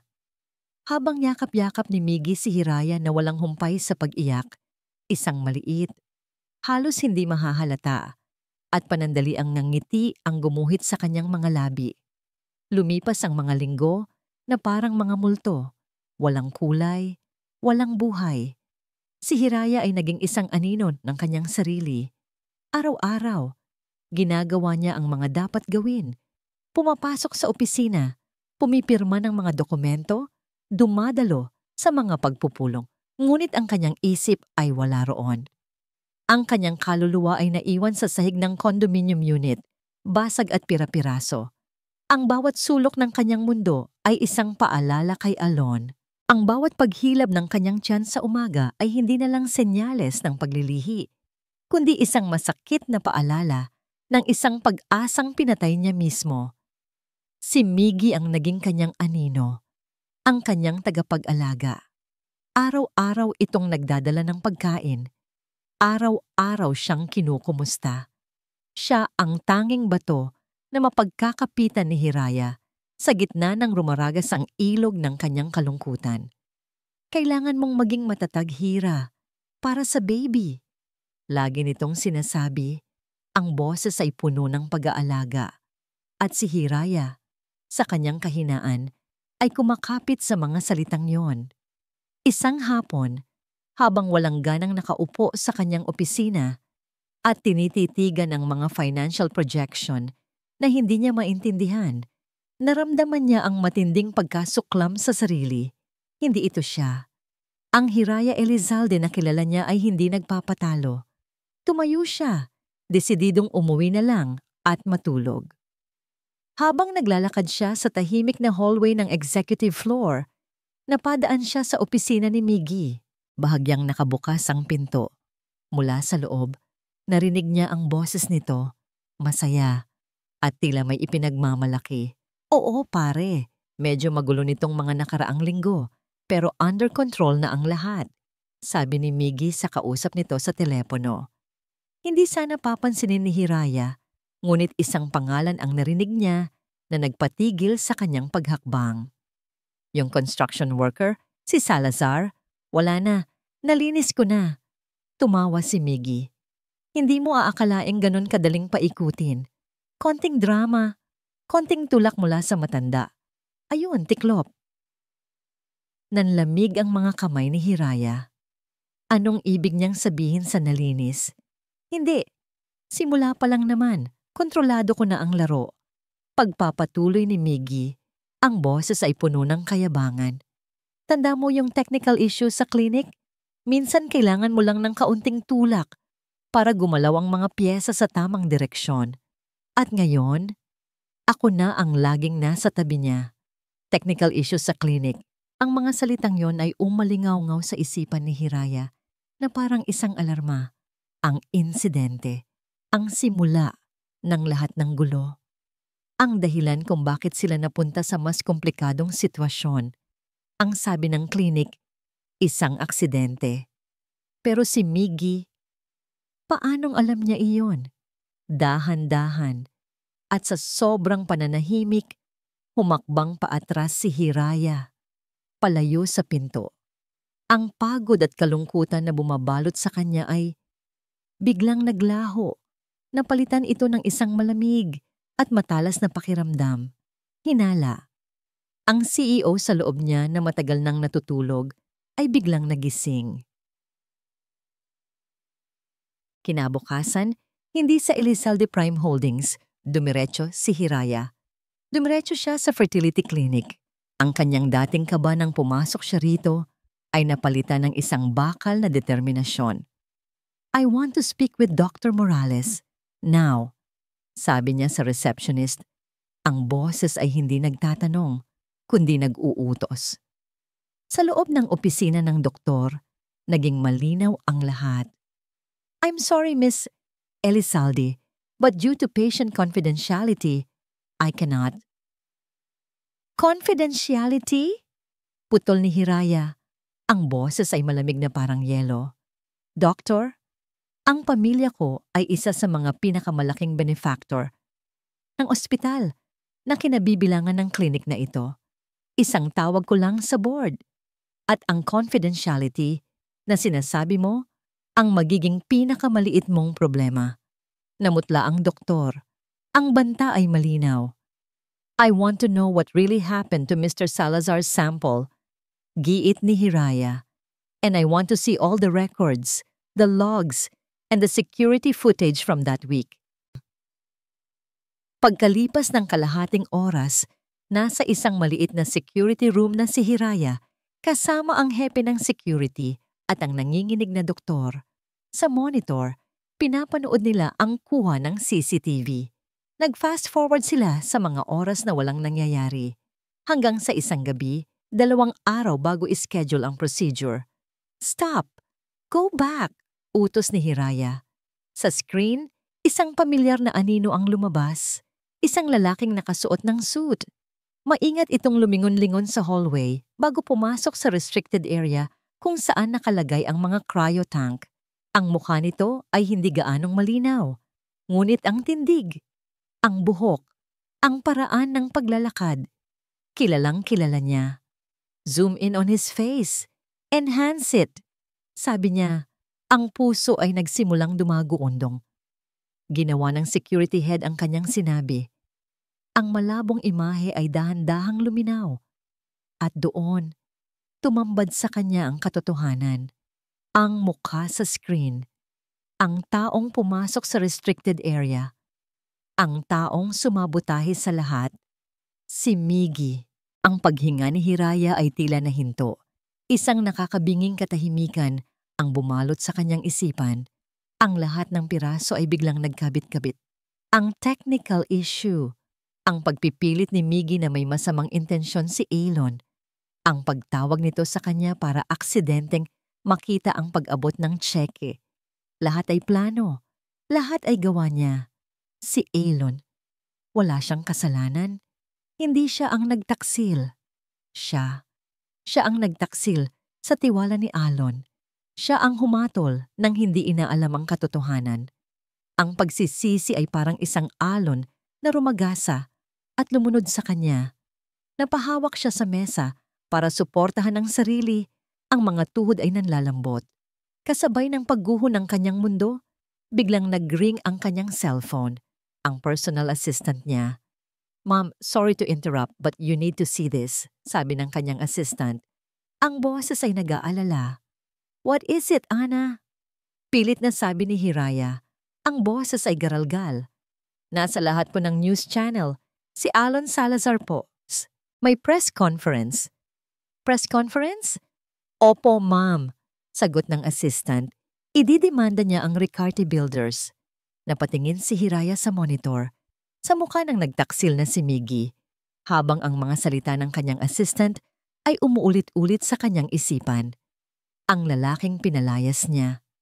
Ang lalaking tinawag niyang mukhang pera. Ang lalaking hinusgahan niya. Ginamit ang perang ibinigay ng kanyang ama, hindi para magpakasaya, kundi para ipaglaban ng hustisya para sa kanyang kapatid. Ang lahat ng kanyang paniniwala ay mali. At ang katotohanan ay mas masakit pa sa kasinungalingan. Nakatayo si Alon sa harap ng isang pader ng mga kumikislap na ilaw ng kamera at mga mikroponong nakaumang sa kanya. Ang function room na nirentahan niya ay maliit, ngunit sa sandaling iyon, pakiramdam niya ay ito ang sentro ng buong mundo. Ang 10 milyong piso ay nasa bangko, ngunit hindi para sa pagtakas. Ito ang kanyang mga bala para sa huling laban.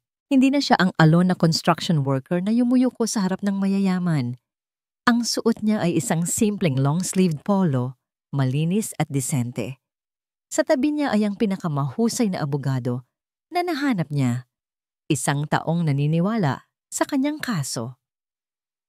At sa kanyang harapan, sa isang malaking screen, nakalatag ang mga ebidensya, mga blueprint, mga dokumento ng substandard na materyales, mga testimonya mula sa ibang mga biktima na sa wakas ay nagkalakas loob na magsalita. Ang pangalan ko po ay Alon Salazar. Panimula niya, ang boses ay kalmado, ngunit may bigat na kayang magpatumba ng pader. Isa po akong lisensyadong structural engineer. Napilitan lang po akong magtrabaho bilang construction worker para suportahan ang aking kapatid. Isang bulungan ang kumalat sa mga reporter. 5 taon na po ang nakalilipas. Pagpapatuloy niya, ang kapatid ko, si Liwayway, ay isa sa mga biktima ng pagguho ng scaffolding sa isang construction site na pag-aari ng Ricarte Builders. Isang insidente na tinawag nilang aksidente at tinakpan ng pera. Ngayon, narito ako para ipakita sa inyo na hindi iyon aksidente. Iyon ay kasakiman. Iyon ay kapabayaan. Sunod-sunod niyang ipinakita ang mga pruweba. Ang kanyang pagsasalita ay hindi emosyonal, kundi puno ng mga datos at katotohanan. Isang engineer na inilalatag ang depekto ng isang sirang istruktura. Ang istrukturang iyon ay ang sistema ng inhustisya. Sa gitna ng kanyang pagsasalita, sa gitna ng mga flash ng kamera, isang pamilyar na anino ang nahagip ng kanyang mga mata sa likuran. Pumasok ito sa pinto. Si Hiraya. Ang puso niya ay biglang tumigil sa pagtibok. Ang biyahe papunta sa press conference ay isang karera laban sa oras at sa sarili niyang pagsisisi. Bawat segundong natigil sila sa trapiko ay isang dagok sa kanyang dibdib. Patawarin mo ako, Alon. Patawarin mo ako. Paulit-ulit na sinasabi ng kanyang isip. Nang sa wakas ay makarating siya, halos takbuhin na niya ang lobby. Pumasok siya sa function room at ang eksenang bumungad sa kanya ay nagpahinto sa kanyang paghinga. Hindi ang construction worker na hinusgahan niya ang nakatayo roon, kundi isang lalaking matalino, matapang at may dignidad. Isang engineer, isang mandirigma, nakikipaglaban hindi lang para sa kapatid niya, kundi para sa tama. Ang lahat ng pagdududa, lahat ng galit na naramdaman niya ay natunaw at napalitan ng isang matinding paghanga at mas malalim pang pag-ibig. Naglakad siya. Ang mga reporter na nakilala ang CEO ng Elizalde Prime Holdings ay nagulat at nagbigay daan. Ang bawat hakbang niya palapit sa entablado ay isang hakbang palayo sa kanyang ama, palayo kay Miggy, Palayo sa mundong puno ng kasinungalingan na kanyang ginagalawan, nagtama ang kanilang mga mata ni Alon. Sa isang segundo, nakita niya ang lahat sa mga mata nito. Ang gulat, ang sakit, ang pagtatanong. Ngunit nakita rin niya ang pag-unawa. Hindi siya nagsalita. Wala siyang kailangang sabihin. Umakyat siya sa entablado at tumayo sa tabi ni Alon. Hinawakan niya ang kamay nito. Isang simpleng kilos, ngunit ang mensahe ay kasing lakas ng isang kulog sa buong industriya. Ako ay nasa panig niya. Kami ay magkasama. Ang mga kamera ay nagwala. Ang mga tanong ay umulan. Ngunit hindi nila binitawan ang pagkakahawak sa kamay ng isa't isa. Ito ang kanilang huling laban at haharapin nila ito ng magkasama. Ang katahimikan sa loob ng library ng mansyon ng mga Elizalde ay mas mabigat kaysa sa isang puntod. Nakaupo sa tapat nila ni Alon ang dalawang lalaki. Ang kanyang ama, si Don Ricardo, na ang muka ay kulay pula sa galit, at si Miggy, na pilit na pinapanatili ang kanyang kalmadong itsura. Ngunit ang panginginig ng kamay nito habang hawak ang isang baso ng alak ay hindi nakaligtas sa paningin ni Hiraya. Pinahiya mo ako. Pinahiya mo ang buong pamilya. Ang unang mga salita ni Don Ricardo dumadagundong sa buong silid. Para kanino? Para sa lalaking yan? Hindi natinag si Hiraya. Tumingin siya, hindi sa kanyang ama, kundi diretso kay Miggy. Bakit Miggy? Tanong niya. Ang boses ay malamig at walang emosyon. Ang tanging tanong ko lang ay bakit? Itinuring kitang kapatid. Ngumisi si Miggy. Kapatid. Hira, kailanman ay hindi kita itinuring na kapatid. Bigla nitong sigaw. Ang maskara ng pagkakalma ay tuluyang nabasag. Mahal kita. Noon pa. Bago pa dumating si Daniel. Bago pa dumating ang basurang yan. Pero ano? Kailanman ay hindi mo ako nakita. Kaya sinira mo ang lahat. Tanong ni Hiraya. Hindi makapaniwala. Sinabutahe mo ang sample sa clinic para lang mapunta ako sa'yo. Ginawa ko ang lahat para sa'yo. Giit ni Miggy. Dapat ay sa akin ka. Hindi sa isang hamak na construction worker na ang tanging habol lang ay ang pera mo. Pera? Tumawa si Hiraya ng mapait. Lumipat ang kanyang tingin sa kanyang ama. Pag-usapan natin ang tungkol sa pera, Papa. Ang 10 milyon na ibinigay mo kay Alon. Isang bayad para sa kanyang serbisyo. Matigas na sabi ni Don Ricardo. Hindi, mariing sabi ni Hiraya. Isang blackmail. Alam ko ang lahat, Papa. Alam kong tinakot mo siya. Nagagamitin mo ang kapatid niya laban sa kanya. Pinilit mo siyang pumili sa pagitan ng buhay ng kapatid niya at sa amin ng anak ko. At ang tawag mo sa kanya ay basura? Natigilan si Don Ricardo. Walang naisagot. Tumayo si Hiraya. Hinila si Alon para tumayo rin sa tabi niya. Ang kanyang mga mata ay nag-aapoy sa isang determinasyon na ngayon lang nakita ng kanyang ama. Tapos na ako, Papa. Tapos na akong maging sunod-sunuran sa mga plano mo. Tapos na akong maging CEO ng isang kumpanyang binuo sa pananakot at kasinungalingan. Huminga siya ng malalim. Inihahanda ang sarili sa mga salitang babago sa kanyang buhay magpakailanman. Sa harap ninyong lahat, tinatalikuran ko na ang pangalang Elizalde. Tinatalikuran ko na ang lahat ng mana na dapat ay sakin. Mas pipiliin kong maging mahirap kasama ng isang taong may dangal kaysa maging mayaman sa isang palasyong puno ng kasinungalingan. Ang bawat salita ay parang isang sampal sa mukha ni Don Ricardo, ang kanyang legacy, ang kanyang dugo, at pawis, ang kanyang kaharian. Tinatanggihan lahat ng sarili niyang anak. Walang hiya ka, sigaw ni Don Ricardo, sinusubukang tumayo. Pagkatapos ng lahat ng ginawa ko para sa'yo, bigla itong natigilan. Ang galit sa kanyang muka ay biglang napalitan ng sakit. Napahawak ito sa kanyang dibdib.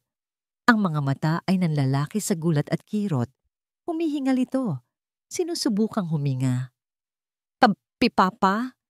Kinakabahang tanong ni Hiraya. Ang galit niya ay biglang naglaho, napalitan ng takot. Sa isang iglap, ang makapangyarihang Don Ricardo Elizalde ay gumuho. Bumagsak ito sa sahig, walang malay. Nagsimula ang kaguluhan.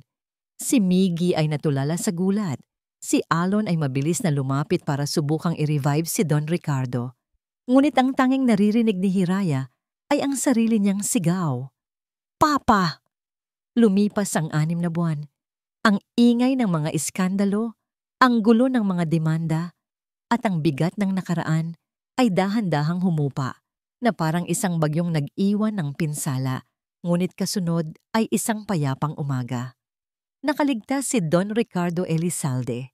Ang atake sa puso ay nag-iwan sa kanya ng pilat, isang bahagyang pagkaparalisa sa kaliwang bahagi ng kanyang katawan at isang mas malalim na sugat sa kanyang kayabangan. Ang hari ay bumagsak mula sa kanyang trono at sa kanyang pagbagsak, natagpuan niya ang isang bagay na matagal na niyang kinalimutan, ang pagiging isang ama. Linggo-linggo, dinadalaw siya ni Hiraya at Alon sa mansyon na ngayon ay tila hindi na kasing lamig ng dati, walang maraming salita. Ang kanilang pag-uusap ay nasa mga simpleng kilos. Ang pag-aabot ni Hiraya ng isang basong tubig, ang pagtulong ni Alon na ayusin ang kanyang wheelchair, ang isang tango o isang bahagyang nangiti mula kay Don Ricardo. Isang uri ito ng kapatawaran na hindi na kailangan pang isatinig. Si Miggy ay hinarap ang batas. Ang mga kasong isinampa ng Elizalde Prime Holdings at ng fertility clinic ay sapat na para sirain ang kanyang karera at pangalan. Minsan, naiisip siya ni Hiraya. Hindi na may galit, kundi may awa. Isang taong nalunod sa sarili niyang pag-ibig at ambisyon. Ang laban ni Alon para kay Liwayway ay nagtagumpay. Dahil sa suporta ng Elizalde Prime Holdings na ngayon ay pinamumunuan na ng isang bagong board, napilitan ng Ricarte Builders na akuin ang lahat ng responsibilidad. Si Liwayway ay naipadala sa isang espesyalistang ospital sa Singapore at sa bawat araw na lumilipas, ang liwayway ng kanyang paggaling ay lalong nagiging maningning. Hindi na sila nakatira sa penthouse, hindi rin sa mansyon. Pinili ni Hiraya at Alon ang isang simpleng bahay na may maliit na hardin sa isang tahimik na subdivision. Ang malaking bahagi ng pera ni Hiraya ay inilaan niya sa isang foundation para sa mga biktima ng inhustisya sa korporasyon. Isang paraan para itama ang mga pagkakamali ng kanyang pamilya. Isang hapon, habang abala si Hiraya sa pag-aayos ng mga maliliit na damit ng sanggol sa bagong gawang nursery, naramdaman niya ang mga braso ni Alon na yumakap sa kanya mula sa likuran. Ipinatong nito ang baba sa kanyang balikat at hinaplos ang kanyang malaking-malaki ng tiyan. Malapit na, bulong ni Alon. Ang boses ay puno ng pananabik at kaunting kaba. Natatakot ka ba? Tanong ni Hiraya. Ipinatong ang kanyang kamay sa ibabaw ng kamay ni Alon. Sobra, pag-amin nito. Hindi ako natakot sa press conference, hindi ako natakot sa papa mo. Pero dito, sa kanya, natatakot ako na baka hindi ako maging sapat. Humarap si Hiraya at hinawakan ang magkabilang pisngi ni Alon. Tinitigan niya ito ng diretso sa mga mata. Alon Salazar, ikaw ang pinakamatapang, pinakamabuti, at pinakamarangal na taong kilala ko. Ikaw ay higit pa sa sapat para sa akin at para sa kanya. Sa mga mata ni Alon, nakita ni Hiraya ang luhang nagbabadyang tumulo. Ngumiti ito at hinalikan siya. Isang halik na puno ng pasasalamat, pangako, at isang pag-ibig na sinubok ng apoy at binuo mula sa mga pirapirasong katotohanan. Kid, dumating ang araw na iyon. Ang mga sakit ng panganganak ay matindi, ngunit sa bawat paghilab, ang kamay ni Alon ay naroon, Mahigpit na nakahawak sa kanya, hindi siya iniiwan. Ang kanyang boses ay isang bulong ng lakas at pagmamahal sa kanyang tainga. At pagkatapos, isang malakas, malusog na iyak ang pumuno sa buong silid. Isang iyak na naghugas sa lahat ng sakit, lahat ng takot, lahat ng pagsisisi. Inilapag ng nurse sa kanyang dibdib ang isang maliit na nilalang, balot sa puting kumot, ang kanyang anak. Ang kanilang anak. Isang batang lalaki na may mga matang kasing lalim ng kay Alon at buhok na kasing itim ng sa kanya. Tumingin si Hiraya kay Alon na umiiyak na walang tunog. Ang mga luha ay malayang dumadaloy sa kanyang mga pisngi habang hinahaplos nito ang ulo ng kanilang anak. Ang dating construction worker, ang dating engineer, ang dating estranghero. Ngayon ay isang ama. May pangalan ka na ba para sa kanya? Tanong ni Alon. Ang boses ay basag. Ngumiti si Hiraya. Mayroon na siyang naisip na pangalan mula pa noon. Isang pangalan na sumisimbolo sa lahat ng kanilang pinagdaanan. Daniel. Daniel Pag-asa. Si Daniel bilang pag-alala sa pangarap na nagsimula sa sakit. At pag-asa. Dahil sa gitna ng transaksyon, ng gulo at ng pagkabigo, natagpuan nila ang isang pag-asang hindi nila inaasahan, ang pag-asang magmahal muli. Dahan-dahang inilapit ni Alon ang kanyang muka at hinalikan ang noo ni Hiraya. Pagkatapos ay ang noo ng kanilang anak. Ang kanilang mga pangarap na minsan ay may presyo, ay ngayon wala nang katumbas na halaga. Mahal kita, Hiraya, bulong ni Alon. Mahal kita, aking Alon, sagot ni Hiraya. Habang yakap-yakap ang bunga ng kanilang hindi inaasahang pag-ibig, sa maliit na silid na yon, isang bagong kabanata ang nagsimula. Hindi perpekto, hindi madali, ngunit totoo. Isang pamilya na binuo hindi ng kontrata, kundi ng koneksyon, hindi ng pera, kundi ng pagmamahal. Isang bagong simula. At dito po nagtatapos ang makulay na kwento ni Hiraya at Alon. Mula sa kaibuturan ng aking puso, maraming salamat sa inyo. Mga minamahal naming tagapakinig. Salamat sa pagsama ninyo sa bawat pagsubok, sa bawat luha, at sa bawat tagumpay sa kanilang paglalakbay. Habang isinusulat ko ang kanilang istorya, hindi lang sila ang naglakbay. Kasama ninyo akong naniwala na sa kabila ng lahat ng sakit, may puwang pa rin para sa pag-ibig. Naramdaman ko ang bigat sa dibdib ni Hiraya, ang pasanin sa balikat ni Alon, at ang init ng pag-asang dahan-dahang nabuo sa pagitan nilang dalawa. Ang kwentong ito ay isang paalala sa ating lahat na ang tunay na pagmamahal ay hindi kailanman isang transaksyon. Ito ay isang biyayang hindi nabibili, isang koneksyon na nararamdaman, at isang kapatawarang kayang hilumin kahit ang pinakamasakit na kahapon. Naway baunin natin ang aral na ang tunay na halaga ng isang tao ay hindi nasusukat sa yaman, kundi sa tibay ng kanyang puso at sa dangal ng kanyang pagkatao. Ngayon, nais ko namang marinig ang inyong tinig. Ano ang tumatak sa inyong puso at isipan sa kwento ni Hiraya at Alon? Anong aral ang habambuhay ninyong dadalhin? Ang inyong mga saloobin ay musika sa aking pandinig at inspirasyon para sa mga susunod pang kwentong ating pagsasaluhan. Hanggang sa ating muling pagkikita sa panibagong yugto ng buhay at pag-ibig. Naway ang bawat kwento ay mag-iwan ng ngiti sa inyong mga labi at pag-asa sa inyong mga puso. Nagmamahal, Kwentong Puso TV.